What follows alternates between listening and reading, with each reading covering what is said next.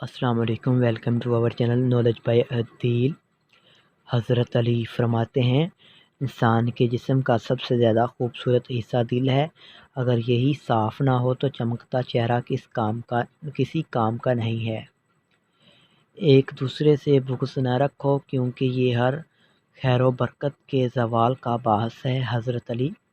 حضرت علی فرماتے ہیں دوست کی غلطی ریت پر لکھو تاکہ پانی اسے مٹا دے، اور دوست کے احسان پتھر پر لکھو تاکہ کوئی اسے مٹا نہ سکے۔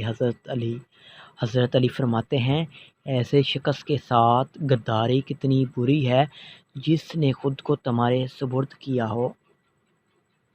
حضرت علی فرماتے ہیں اگر کوئی شخص اپنے بھوک مٹانے کے لیے روٹی چوری کرے تو چور کے ہاتھ کاٹنے کی بجائے بادشاہ کے ہاتھ کاٹے جائیں۔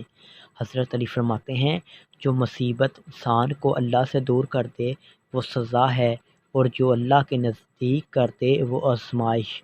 حضرت علی فرماتے ہیں عجیب مشکل میں ہوں، بولتا ہوں تو کہتے ہو کہ علی کو اقتدار کا لالچ ہے، اور چپ رہوں تو کہتے ہیں کہ علی موت سے ڈر گیا۔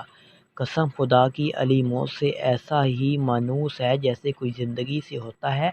میرے سینے میں ایسا علم پوشیدہ ہے جو مجبور کیے ہوئے ہیں، ایسا اسے ظاہر کر دوں تو تم لوگ لرزانے لگو۔ حضرت علی فرماتے ہیں جس انسان کی جان نکل جائے تو وہ زندہ نہیں رہتا، اور جس انسان سے احساس نکل جائے تو پھر وہ انسان ہی نہیں رہتا۔